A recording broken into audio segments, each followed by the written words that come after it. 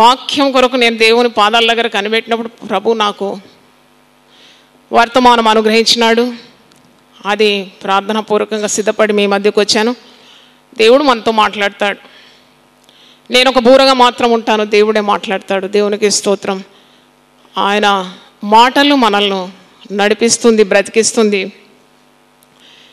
దేవుని వాక్యము ఈరోజు చదివిన వాక్య భాగంలో, తోడేళ్ల మధ్యలో మిమ్మల్ని గొర్రెలను పంపినట్టు నేను మిమ్మల్ని పంపుచున్నాను కనుక పాముల వలె వివేకులను, పావురం వలె నిష్కపటులై ఉండుడి. మనుషులను గురించి జాగ్రత్త పడుడి. ఈరోజు నా సందేశం జాగ్రత్త, బివేర్. ఒకసారి పలుకుతారా? బివేర్, లేకుంటే ఇంక తెలుగులో జాగ్రత్త. జాగ్రత్త అని మరి పరిశుద్ధాత్ముడు నాకు పరిశుద్ధ గ్రంథము నేను ధ్యానిస్తున్నప్పుడు ఒక 10 జాగ్రత్తల గురించి, ముఖ్యంగా దైవ సేవకులు అనేకులను వెలుగు మార్గాల్లో నడిపించి దేవుడు ఎన్నుకున్న సాధనాలు, వారు పాటించాల్సిన ఒక 10 జాగ్రత్తలు. ఇది నా జీవిత అనుభవం. నేను అనుభవం లేకుండా ఎప్పుడు ఏ మాట చెప్పను. నాకు దేవుని సన్నిధి అంటే చాలా భయం. అనుభవించినాను. 20 సంవత్సరాల సేవలో దేవుడు నానా రకాల అనుభవాలు నాకు ఇచ్చినాడు. ఆ అనుభవాలతో పాటు మరి దేవుని వాక్యంతో నన్ను సిద్ధపరిచినాడు. ఈ వాక్య భాగము మరి నా సేవా జీవితంలో చాలా విలువైంది. మనుషులను గురించి మీరు జాగ్రత్త పడుడి. అలాగే జాగ్రత్త అనే ఈ ప్రసంగంలో 10 జాగ్రత్తలు వాక్యంలో మీకు అందించబడుతుంది. దయచేసి మీరు అది రాసుకొని ఇంకెక్కడన్నా ఈ ప్రసంగం చేయాలని కూడా మిమ్మల్ని కోరుతూ ఉన్నాను. ఎందుకంటే వాక్యం దేవుంది, వాక్యము దేవుడై ఉన్నాడు కాబట్టి ఆ వాక్యాన్ని వెదజల్లాలని కూడా మీకు వినయంగా కోరుతూ ఉన్నాను. జాగ్రత్త అనే పదము ముఖ్యంగా కుటుంబంలో పిల్లల కొరకు తల్లిదండ్రులు వాడతారు. బిడ్డ జాగ్రత్త. ఒక బైక్ ఎక్కుతుంటే తల్లి అంటుంది గుమ్మం దగ్గర నిలబడి, బిడ్డ జాగ్రత్త, జాగ్రత్త, జాగ్రత్త. ఒక ఆడపిల్ల తయారై ఇంటి నుండి బయటకు వెళ్తే, బిడ్డ జాగ్రత్త. అంటే యేసు ప్రభు కూడా శరీరధారిగా ఉన్నప్పుడు ఈ మాట పలికినాడు. శిష్యులను ఉద్దేశించి జాగ్రత్త అన్నాడు. జనసమూహంతో అన్నాడు జాగ్రత్త అని. యేసు ప్రభు నోటి నుండి వచ్చిన ఈ విలువైన మాట జాగ్రత్త బైబిల్లో ఎన్నోసార్లు ఎంతో ప్రాముఖ్యతతో వ్రాయబడి ఉంది. అది మనం ఈరోజు ధ్యానించబోతున్నాను.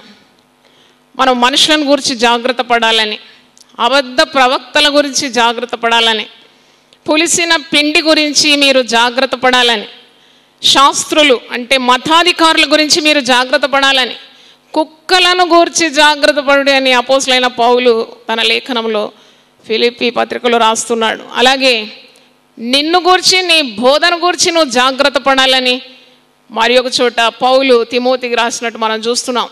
ద్వితీయోపదేశ కాండంలో మోషే దైవజనుడు అంటున్నాడు, నీ దేవుడైన యెహోవాను మరవకుండా నువ్వు జాగ్రత్త పడుము అని చూస్తున్నాం. అలాగే నీ ఆత్మీయ జీవితంలో, విశ్వాస జీవితంలో పడిపోకుండా నీవు జాగ్రత్త పడుము. ఇంకో మరి యేసు ప్రభు అంటున్నాడు, మీరు లోభము తట్టు తిరగకుండా, లోభానికి చోటు ఇవ్వకుండా మీరు జాగ్రత్త పడుడి. అంటే లోభము అంటే ధనాశ. ఈ లోకాశలకు మీరు చోటు ఇవ్వకుండా మీరు జాగ్రత్త పడుడి అని ప్రభు చెప్పిన మాట మనం చూస్తున్నాం. మీలో ఎవరికి కూడా దుష్ట హృదయము ఎవరి యందు కూడా ఉండకుండా మీరు జాగ్రత్త పడుడి. ఇలాగూ జాగ్రత్తల గురించి పరిశుద్ధ గ్రంథం మనకు అనేక పర్యాయములు బోధిస్తుంది. అది మనం ఈరోజు ధ్యానించబోతున్నాం. మనము పాములాగా తెలివిగలిగి ఉండమని యేసుప్రభు అంటున్నాడు. పాము మరి అంటే ఈ సర్పం గురించి ఆదికాండం 3వ అధ్యాయంలో ఉంది. సాతానుకు సాదృశ్యంగా ఉంది. పాములాగా ఎందుకు ఉండాలి మనం అంటే, పాము చాలా యుక్తి కలిగింది, శబ్దాలు వింటుందట. It has very sensitive ears. అంటే అంత తెలివి కలిగిన ఒక మరి ప్రాణి.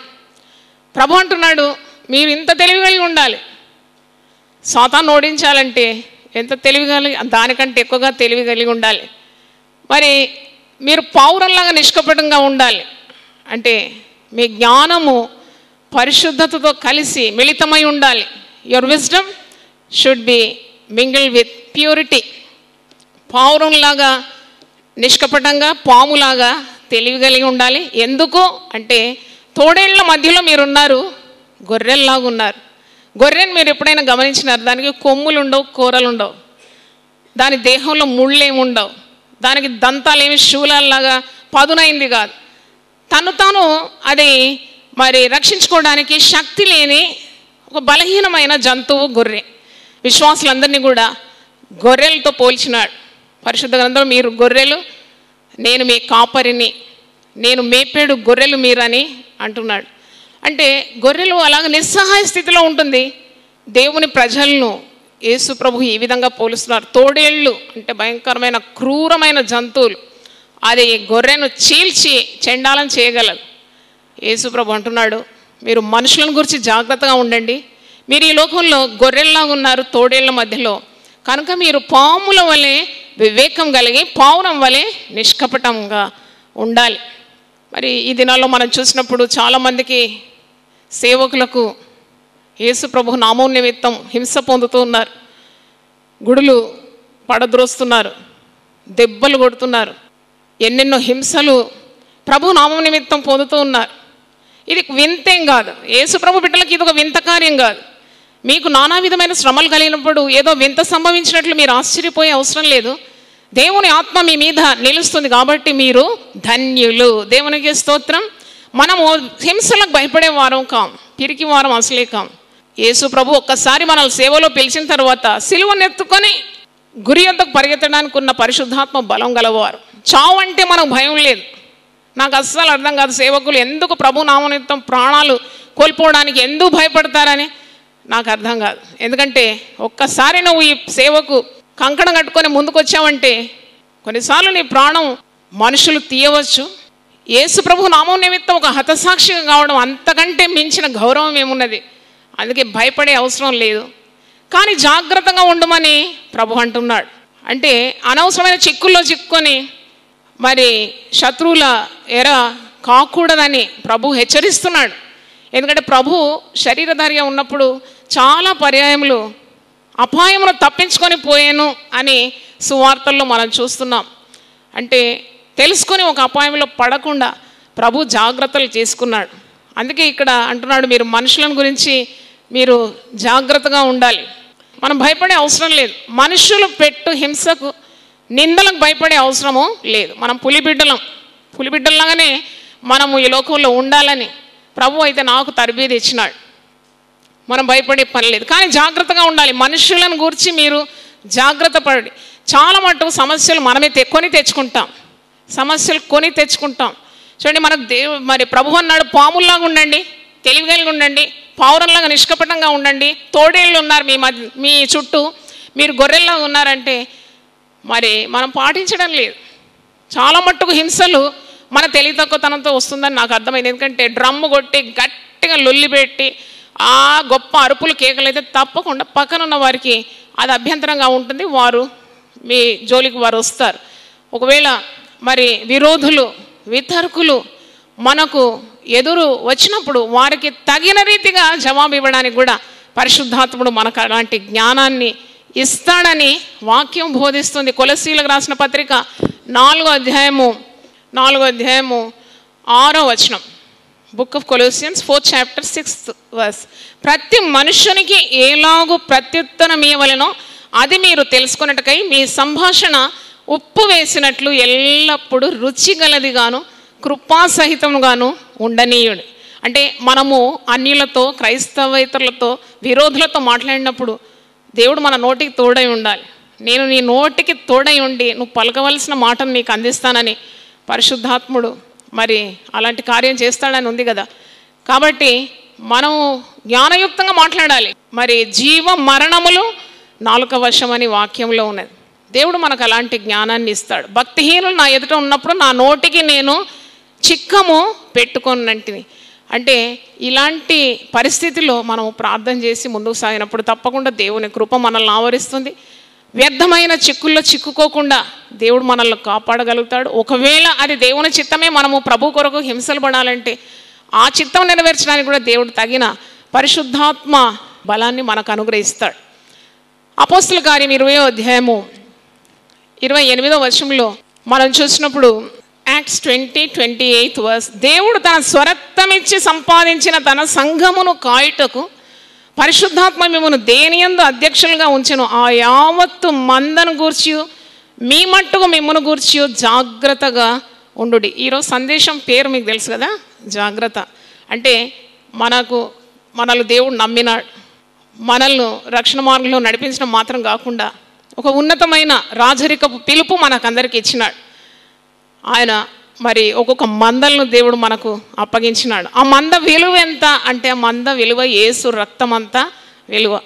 మరి యేసు రక్తము స్వరక్తం ఇచ్చి సంపాదించిన ఈ సంఘాన్ని కాయుటకు పరిశుద్ధాత్ముడు మనల్ని అధ్యక్షులుగా ఉంచినాడు. అందుకే మన మట్టుకు మనము జాగ్రత్తగా ఉండాలని వాక్యం నుండి మనము నేర్చుకుంటున్నాం. మొదటిది మనుషులను గురించి మనం జాగ్రత్తగా ఉండాలి. రెండవది అబద్ధ ప్రవక్తలను గురించి జాగ్రత్త పడాలని వాక్యము సెలవిస్తుంది. ఇది అంతా మనకు తెలిసిన వాక్యాలే. మత్తయి సువార్త 7వ అధ్యాయంలో ఉంది, అబద్ధ ప్రవక్తల గురించి మీరు జాగ్రత్తగా ఉండాలి.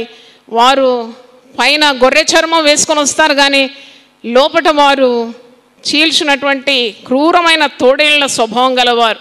వారి ఫలముల వల్ల మీరు వారిని తెలుసుకుందరు అని, తీయని చెట్టు తీయని పండ్లు ఇస్తుందని, చేదు చెట్టు చేదు పండ్లను ఇస్తుందని, వారి పండ్ల ద్వారా మీరు, వాళ్ళ ఫలాల ద్వారా వారి యొక్క మరి స్వభావాన్ని మీరు గుర్తుపెట్టగలరని, ఇవన్నీ కూడా మత్తయి సువార్త 7వ అధ్యాయంలో ఉంది. మరి ఒక మంచి మాట యేసు ప్రభు అంటున్నాడు, ప్రభువా ప్రభువా అని ప్రతివాడు పరలోక రాజ్యము స్వతంత్రించుకోలేడు, కానీ తండ్రి చిత్తాన్ని నెరవేర్చువాడే మరి పరలోక రాజ్యాన్ని స్వతంత్రించుకుంటాడు.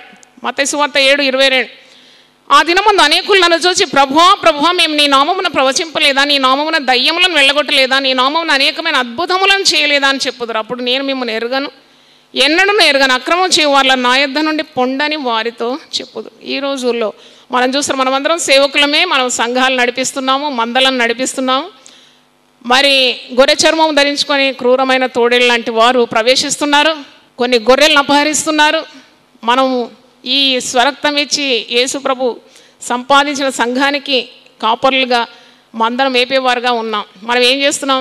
ఈ అబద్ధ ప్రవక్తలను మనం ఉండనివ్వాలన్నా, మరి అబద్ధ ప్రవక్తలను గుర్తుపెట్టి గొర్రెలను కాపాడుకోవాలా? ఇవన్నీ పరిశుద్ధాత్ముడు మనకు నేర్పిస్తూ ఉంటాడు. వీరి గురించి జాగ్రత్తగా ఉండాలని వాక్యం మనకు బోధిస్తుంది. అంత్యకాలంలో ఇలాంటి అబద్ధ ప్రవక్తలు చాలామంది వచ్చేస్తారు. ఒక కార్యం జరిగింది ఏంటంటే, మంచి పచ్చని కాపురం అండి, పచ్చగా భార్య భర్తలు 6 పిల్లలు.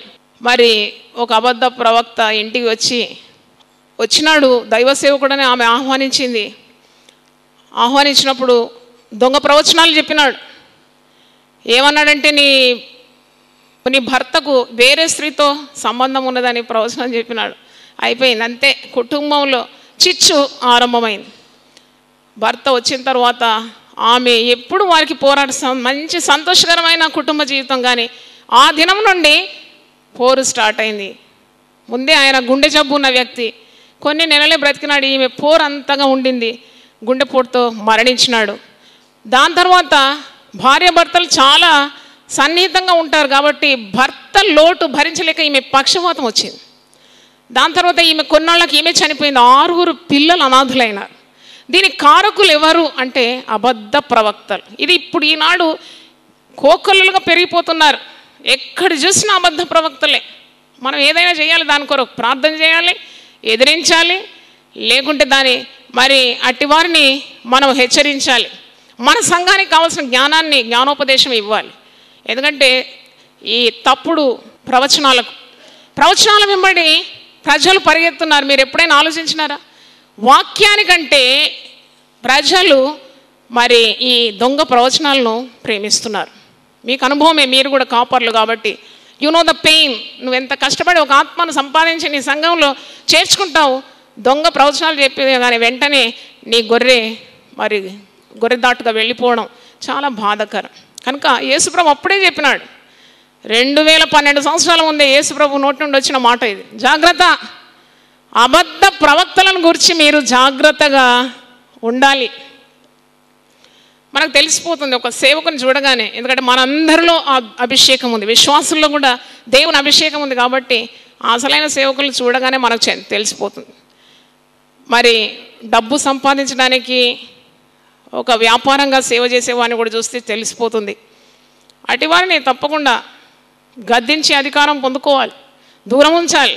అయ్యో పోతే పోని, అయ్యో పాపం అంటే ఈ భయంకరమైన ఈ కార్యం ఇంకా పెరిగిపోతుంది. కాబట్టి దీన్ని తప్పకుండా ఎదిరించాలని మరి మనం నేర్చుకుంటున్నాం. We have to be very careful, beware. ప్రభు అంటున్నాడు, నేను కాదు. ప్రభు అన్న మాటలే మీకు జ్ఞాపకం చేస్తున్నాను. మీకు అన్నీ తెలుసు, ఐఎమ్ జస్ట్ రిమైండింగ్. మీకు జ్ఞాపకం చేస్తున్నాను యేసయ్య మాటలు. అబద్ధ ప్రవక్తల గురించి మీరు జాగ్రత్తగా ఉండాలని వాక్యము మనల్ని హెచ్చరిస్తుంది. మూడోది, పులిసిన పిండి గురించి మీరు జాగ్రత్తగా ఉండండి. ఏంటి పులిసిన పిండి? మనకు తెలుసు, వంట వండే స్త్రీలకు తెలుసు. ఒక 10 లీటర్ల పాలు ఏమి పెరుగు కావాలంటే ఇంతే పెరిగేస్తారు, ఆ గిన్నెంతా పెరుగుగా మారిపోతుంది. ఒక అప్పం, మా కేరళలో మేము అప్పం చేస్తాం, అప్పం చేయడానికి కొద్దిగా ఈస్ట్ కలుపుతాం, అంతలోకి పొంగిపోతుంది. అంటే ఇది వ్యాపిస్తుంది అన్నమాట, ఇది పిండి అంతటి వ్యాపించేస్తుంది.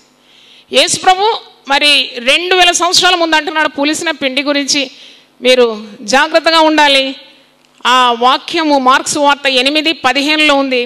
చూచుకోనండి, పరిసయ్యుల పులిసిన పిండిని గురించి, హేరోదు పులిసిన పిండిని గురించి జాగ్రత్త పడని వారిని హేరోదు పులిసిన పిండి అంటే సద్దుకేయులు, పరిసయ్యులు. వీరు అంటే యేసు ప్రభువును దేవుని కుమారునిగా, మెస్సయ్యగా వారు స్వీకరించలేదు. కాబట్టి తప్పుడు కార్యాలు ప్రజల్లోకి వారు బోధిస్తున్నారు. కాబట్టి వీరి గురించి చాలా జాగ్రత్తగా ఉండాలి. పౌలు భక్తుడు కూడా అంటున్నాడు, 1 కొరింథీ 5:6-7, 1 కొరింథీ 5th chapter 6-7. మీరు అతిశయపడటం మంచిది కాదు. పులిసిన పిండి కొంచెమైనను ముద్దంతయు పులియజేయనని మీరు ఎరగరా? మీరు పులిపిండి లేనివారు గనక క్రొత్త ముద్ద ఉటకు ఆ పాతదైన పులిపిండిని తీసి పారవేయండి. పులిపిండి గురించి జాగ్రత్తగా ఉండమంటున్నాడు. మనం దైవ సేవకులు, మనలో పాపము కొద్దిగా ప్రవేశించిన సర్వ శరీరానికి అది ప్రబలిపోతుంది. ఇంత సేవ చేస్తున్నాం, కొద్ది పాపం చేస్తే చెల్లిపోతుందని అనుకోకూడదు. బోధకులకే కఠినమైన తీర్పు ఉన్నది. కాబట్టి పులిపిండి మనలో ఉంటే అది పారవేసేయాలి. ఆ పులిపిండి నిన్ను, నీ సేవా జీవితాన్ని నశింపజేస్తుంది. కాబట్టి పులిసిన పిండి గురించి మీరు జాగ్రత్తగా ఉండాలి. పులిసిన పిండి అంటే చాలా అర్థాలు ఉంది. తప్పుడు బోధలు, రాంగ్ డాక్ట్రిన్స్, ఇవన్నీ కూడా సంఘంలో ప్రవేశించి దేవుని కార్యాలను పాడు చేస్తుందని మనకు అర్థమవుతుంది. 4వ చూడండి, శాస్త్రులను గురించి మీరు జాగ్రత్త పడుడి అని లూకా సువార్త 20:45-47. Luke 20th chapter 45-47. శాస్త్రులను గురించి మీరు జాగ్రత్త. ఎవరి శాస్త్రులు? మతాధికారులు, religious leaders. Beware of them. ప్రజలందరూ వినుచుండగా యేసు ప్రభు ఈ మాట అన్నాడు, శాస్త్రుల గురించి జాగ్రత్త పడి వారు నిలువుటంగీలు ధరించుకొని తిరుగురుచు సంత వీధుల్లో, వందనముల్లో, సమాజ మందిరంలో, అగ్రపీఠముల్లో, విందులలో, అగ్రస్థానములు కోరుదురు. వారు విధవరాండ్ర ఇండ్రను దిగమింగుచు మాయావేషంగా దీర్ఘ ప్రార్థనలు చేయదు. వారు మరి విశేషంగా శిక్ష పొందరని తన శిష్యులతో చెప్పాను. యేసుప్రభు అంటున్నాడు ఈ మాట. వారు నిలువుటంగీలు వేసుకుంటారు, దీర్ఘ ప్రార్థనలు చేస్తారు, సమాజంలో మరి సమావేశాల్లో అగ్రపీఠం కోరుతున్నారు. వారికి ప్రేమ లేదు, హృదయంలో కనికరం లేదు, దేవుని భయం బొత్తిగా లేదు, కానీ వారు ఇవన్నీ కోరుతున్నారు. వారి గురించి మీరు జాగ్రత్త వహించాలి. నేను కూడా ఈ మధ్యలో నిలువుటంగి వేసుకున్న పెద్ద మరి వ్యక్తులను చూసినప్పుడు, ఇదేంటబ్బా వీళ్ళు చూడడానికి ఇంత మరి అంగీలు ధరించి ఉన్నారు కానీ ముఖం మీద దేవుని కళ లేదు ఏంటి అనుకున్నాను నేను. అయ్యో, భయంకరమైన క్రూరమైన వ్యక్తుల్లా కనబడుతుంటే నాకు అనిపించింది యేసుప్రభు చెప్పిన వారు వీరే ఉండొచ్చు. అంటే వీరు పైకి లాగా ఉన్నారు, సున్నం కొట్టిన సమాధుల్లాగా ఉన్నారు, కానీ హృదయంలో కల్మషం ముఖం మీద కనబడుతుంది. వారిలో ప్రేమ లేదు, కనికరం లేదు.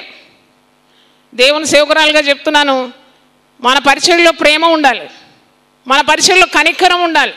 యేసుప్రభు శరీరధారిగా ఉన్నప్పుడు రోగులను చూసినప్పుడు కరిగిపోయినాడు, కాపరులు లేని గొర్రెలను చూసినప్పుడు కనికరంతో నిండిపోయినాడు, పాపులను చూసినప్పుడు కనికరం వచ్చింది.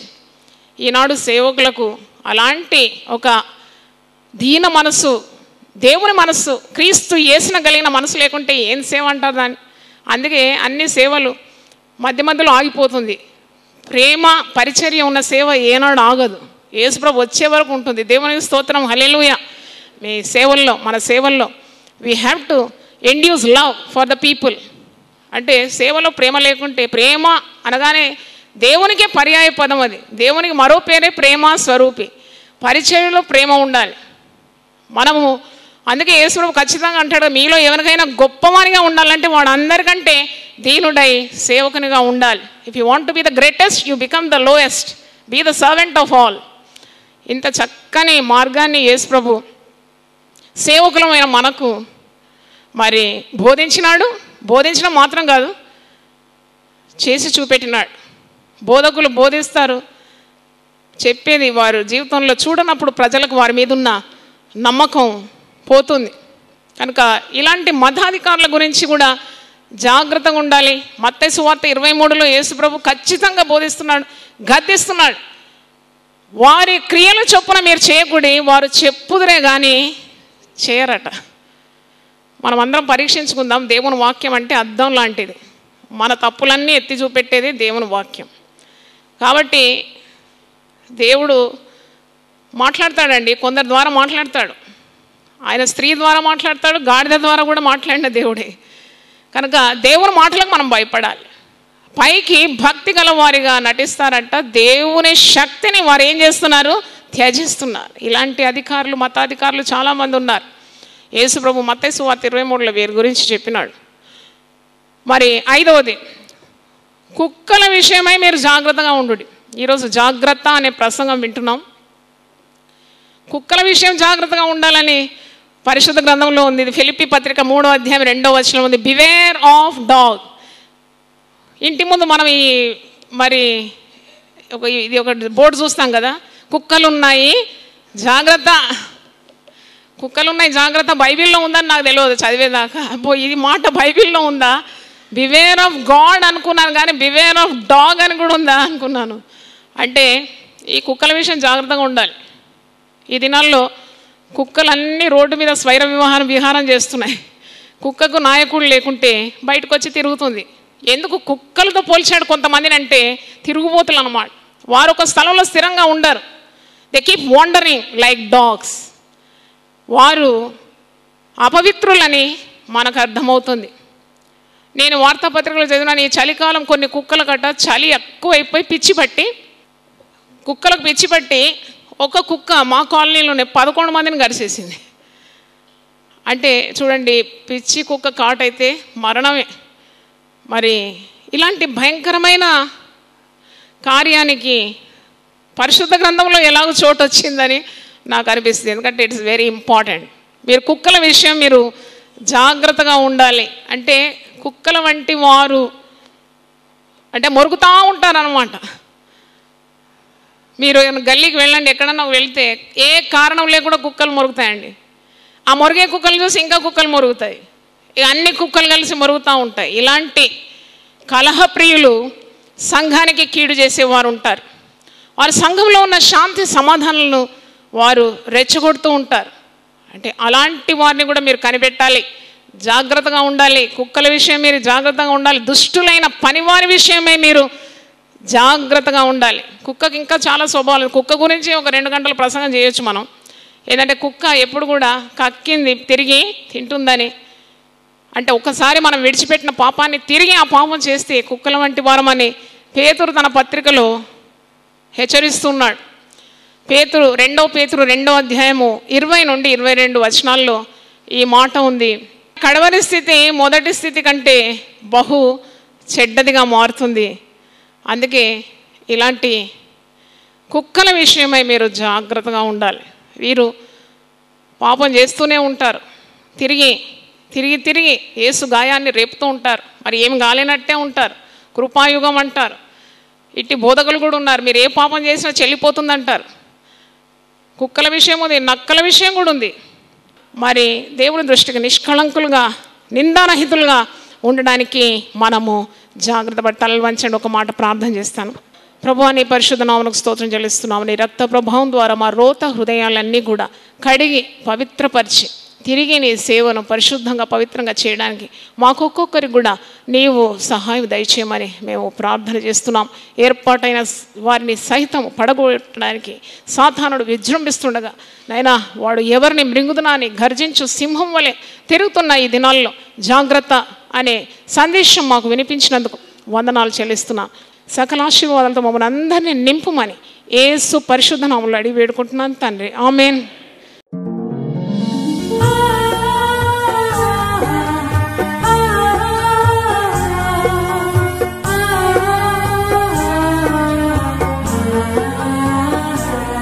నీ ధనము నీ ఘనము ప్రభు యేసుదే, నీ దశమా భాగము నీయ వెనుదీతువా.